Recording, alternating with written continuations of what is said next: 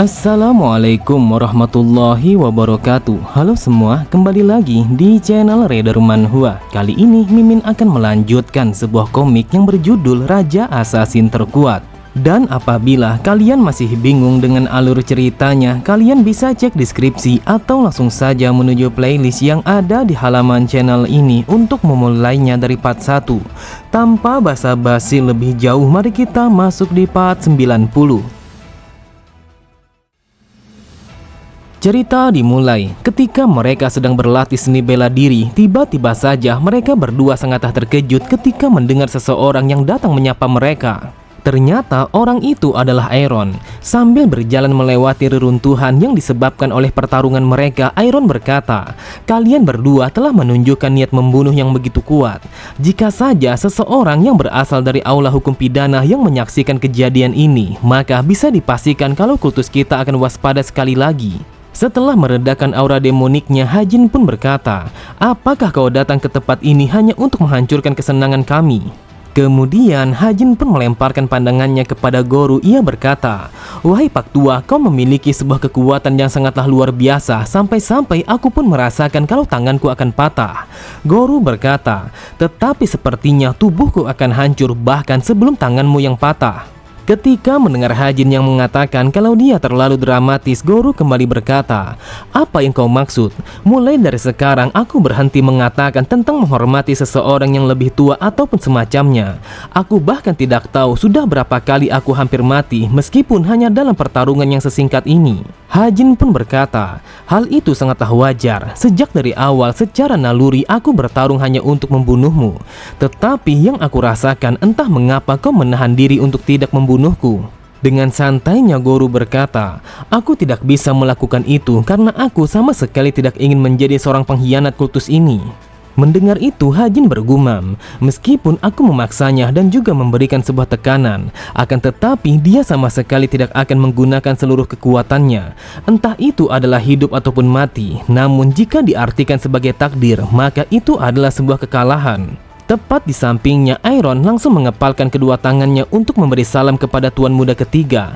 Mendapatkan salam itu, Hajin langsung membalas salam Iron dengan menundukkan kepalanya. Sambil menunjuk kepada Reon, Hajin berkata, "Apa yang membuatmu jauh-jauh untuk datang ke tempat ini, bahkan bersama pembuat onar itu?" Iron berkata, "Aku datang ke tempat ini karena pembuat onar itu, dan juga ada sesuatu yang ingin aku bicarakan kepadamu secara langsung." Pada sisi yang lain, sambil berjalan, Goro langsung mengajak mereka semua untuk minum bersama-sama. Di saat itu, ia mengatakan kalau perutnya terasa sakit setelah berlatih bersama Hajin. Jadi, ia berpikir untuk menyembuhkan luka dalamnya dengan meminum yang beralkohol. Hajin berkata, "Sepertinya untuk minum di tempat ini sama sekali tidak wajar karena ada begitu banyak puing-puing yang berserakan di mana-mana. Jadi, kita akan pergi menuju sebuah kedai sederhana yang berada di sudut kastil." Setelah kepergian mereka semua, terlihat Harin dan juga Angwa hanya bisa menghela nafas setelah melihat kerusakan yang terjadi di mana-mana. Harin berkata, "Apakah benar kalau kita yang harus membereskan tempat ini?" Beberapa saat kemudian, mereka pun telah sampai pada sebuah kedai yang berada di pinggiran, dan itu adalah sebuah kedai yang dijaga oleh Pak Tua Kang. Di saat itu, ia begitu marah kepada Hajin karena dia telah mengganggu tidurnya. Namun Pak Tua Kang sangatlah terkejut ketika melihat Hajin yang membawa para Mozan. Pak Tua Kang berkata, "Dasar bajingan, seharusnya kau memberitahu terlebih dahulu jika para Mozan akan datang ke tempat ini. Tetapi apa yang kau lakukan sampai-sampai kau membawa mereka semua ke tempat yang bobrok ini?" Hajin berkata, "Aku datang ke tempat ini karena aku menyadari kalau masakanmu sangatlah enak. Jadi aku berharap kalau Pak Tua akan mau menyiapkan beberapa buah makanan kepada para Mozan." Tidak lama kemudian, meskipun dengan hati yang begitu kesal, akan tetapi mau tidak mau ia pun langsung menyiapkan beberapa buah makanan kepada Hajin dan juga para Mozan. Setelah kepergian tetua Kang, Iron berkata, "Meskipun semua orang memanggilku sebagai Iron Mozan, namun namaku yang sebenarnya adalah Wei Chan. Aku datang ke hadapanmu karena aku ingin menjadikan pembuat onar ini sebagai murid pribadiku. Tetapi tuan muda ketiga yang aku dengar kalau dia sudah bersumpah setia kepadamu." Hajin berkata, "Mungkin lebih tepatnya bukanlah sebuah sumpah setia, tetapi aku selalu menganggapnya sebagai salah satu dari orang-orangku." Terlihat Reon langsung terdiam setelah mendengar Hajin yang menganggapnya sebagai salah satu dari orang-orangnya. Meskipun dia sangat sering mengatakan sumpah serapah di belakangnya, namun ia tidak menduga kalau Hajin masih saja memikirkannya. Wei Chan berkata, "Aku paham kalau kau sangat menghargai anak ini, tetapi menurutku ini bukanlah sebuah hubungan yang berdasarkan hanya karena sebuah perasaan. Tetapi jika anak ini tidak memimpin pasukan Berserker Demonik, apakah Tuan Muda ketiga akan masih menganggapnya sebagai salah satu dari orang-orangmu?" Mendengar itu, Hajin berpikir, ini adalah sebuah pernyataan yang sangat berbahaya. Perkataan yang seperti itu dapat dengan mudah diartikan sebagai pernyataan kalau aku hanyalah seseorang yang sangat sombong. Lalu Hajin berkata, "Mungkin aku tidak akan melakukannya, tetapi untuk sekarang hal itu sama sekali tidaklah penting. Saat ini aku telah menduduki sebuah posisi yang begitu tinggi di dalam pertarungan para pewaris. Tidak peduli apakah aku membutuhkan bantuan pasukan Berserker Demonik ataukah tidak, tetapi kau tidak perlu menanyakan ini kepadaku. Bukankah ini adalah sesuatu yang harus ditentukan oleh Reon karena sebuah keputusan telah berada di tangannya?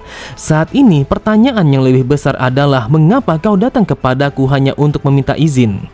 Terlihat Wei Chan hanya terdiam, ia tidak menyangka kalau Hajin akan mengatakan sesuatu yang seperti itu kepadanya. Tepat di sampingnya, Reon berkata, dia adalah orang yang memang seperti itu. Dia hanya mengatakan apa yang harus ia katakan tanpa menyembunyikan apapun di belakang kita.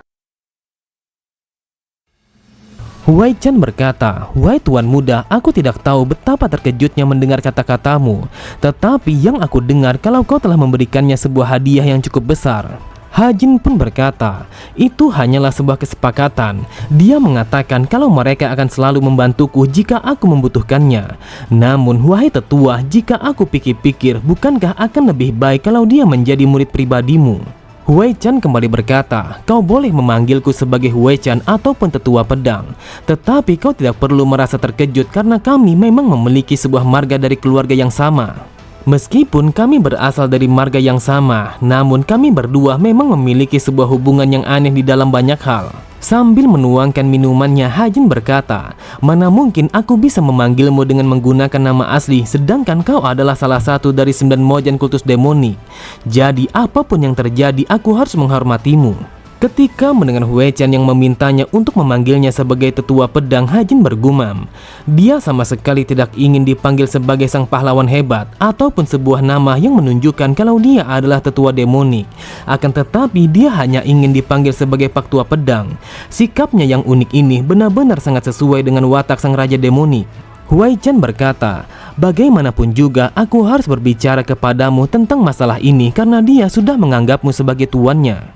Mendengar itu, Hajin berkata, "Aku sangat menghargai dengan apa yang kau katakan. Meskipun dia sangat sering membuat masalah, namun dia bukanlah seseorang yang bersikap jahat. Jadi jagalah pembuat onar ini dengan begitu baik karena dia sedikit merepotkan." Wei Chan berkata, "Kau tidak perlu merasa khawatir karena selama dia menjadi murid pribadiku, maka aku akan memastikan kalau dia akan berada di jalan yang benar." Dengan kesalnya Reon berkata, "Dasar sialan, bukankah kalian tahu kalau aku masih berada di tempat ini sambil mendengarkan pembicaraan kalian?" Namun tiba-tiba saja mereka semua telah dikejutkan oleh seorang utusan yang dikirim langsung oleh Pavilion Happiness. Di saat itu ia bertanya apakah Tuan Muda ketiga telah berada di tempat itu. Namun ia pun langsung mengepalkan kedua tangannya ketika melihat Hajin, sang pemimpin Berserker Demonik dan juga para Mozan telah berada di tempat itu. Sambil berlutut, orang itu kembali berkata, "Saat ini aku membawakan sebuah pesan yang sangat genting dari sang pemimpin Pavilion Happiness untuk Tuan Muda ketiga." Lalu ia pun langsung menyerahkan sebuah surat kepada Hajin sembari mengatakan kalau itu benar-benar sangatlah penting. Terlihat Hajin langsung mengerutkan kedua keningnya setelah membaca isi dari surat itu. Lalu Hajin berkata, "Sudah aku duga kalau ini sama sekali belum berakhir karena baranya masih menyala." Cerita berpindah pada sebuah hutan yang berada di ujung barat daya kultus demonik. Di saat itu, Junhua telah berjalan memasuki hutan itu untuk memeriksa sesuatu yang berkaitan tentang distribusi barang-barang yang telah diterima oleh Tuan Muda pertama dan juga Tuan Muda kedua.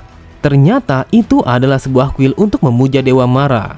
Namun itu adalah sebuah kuil yang sudah lama terbengkalai dan juga ditinggalkan oleh semua orang sehingga membuatnya sama sekali tidak terurus lagi. Sambil membuka pintu masuk kuil itu, Junhua bergumam. Pada dasarnya kuil ini sudah lama ditinggalkan, jadi tidak mengherankan kalau kuil ini tidak diketahui oleh kebanyakan orang. Aku berpikir tempat ini pasti berperan sebagai titik tengah distribusi bagi barang-barang mencurigakan yang memasuki kediaman Tuan Muda pertama dan juga Tuan Muda ketiga selama 3 tahun terakhir ini. Akan tetapi Junhua sangatlah terkejut ketika melihat sesuatu yang tidak pantas telah terjadi kepada patung marah yang merupakan dewa mereka. Benar saja, terlihat dengan sangat jelas kalau patung marah telah dipenuhi oleh puluhan belati yang tertusuk di tubuhnya. Bahkan salah satu dari wajah dewa marah telah terbelah akibat perbuatan seseorang yang sama sekali tidak diketahui.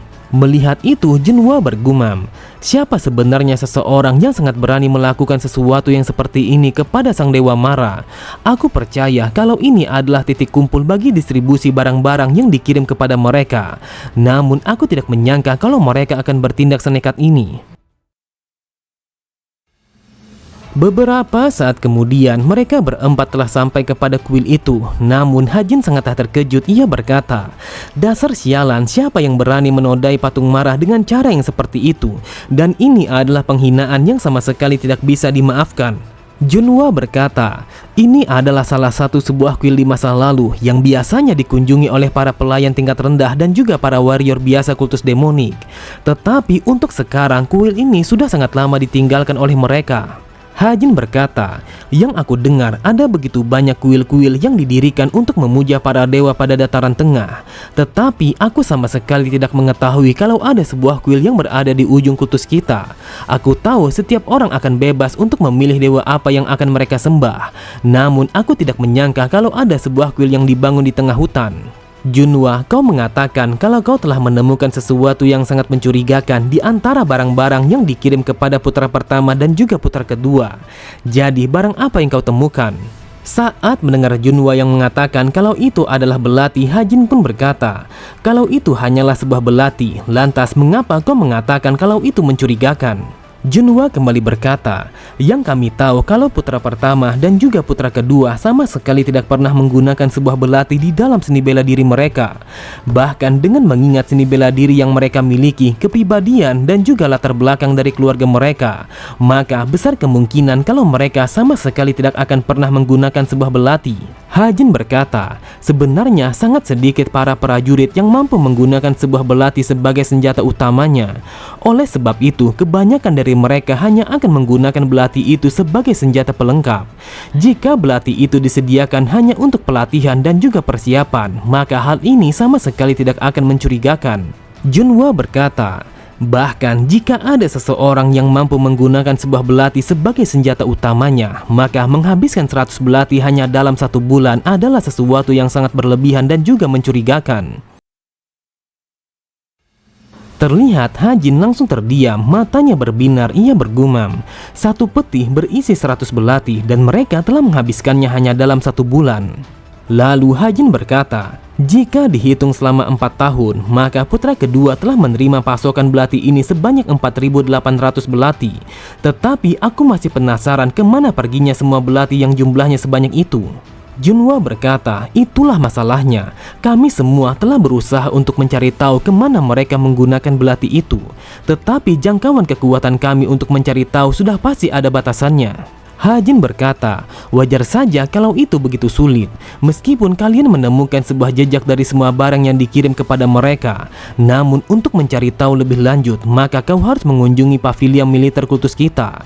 Tidak hanya tempat tinggal mereka saja yang diselidiki, akan tetapi semua informasi di masa lalu sudah pasti akan dianalisa. Pada sisi yang lain, Guru berkata, jadi kesimpulannya ada seniman bela diri yang tidak diketahui telah mengincar Tuan Muda ketiga.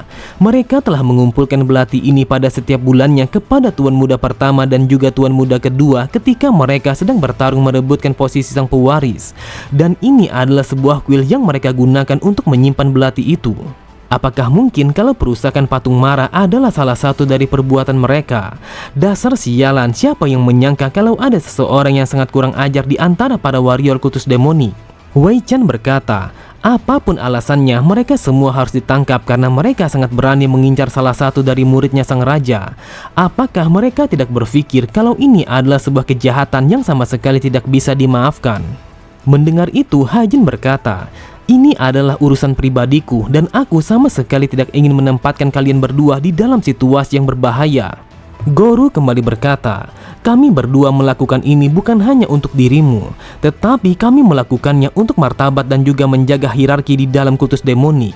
Lagi pula karena kami sudah mengetahui tentang masalah ini, maka sebagai tetua demonik kami berdua akan melakukan apapun yang kami bisa. Terlihat Hajin hanya tersenyum. Ia berkata, jika itu yang kalian inginkan, maka aku akan menganggapnya kalau kalian telah berada di pihakku. Lalu Hajin bergumam, jujur saja hal ini sama sekali tidak terduga karena aku telah mendapatkan dua sekutu yang tidak pernah kubayangkan sebelumnya. Oke semua, cukup sampai di sini dulu pembahasan alur cerita kita. Sampai jumpa di video selanjutnya. Wassalamualaikum warahmatullahi wabarakatuh.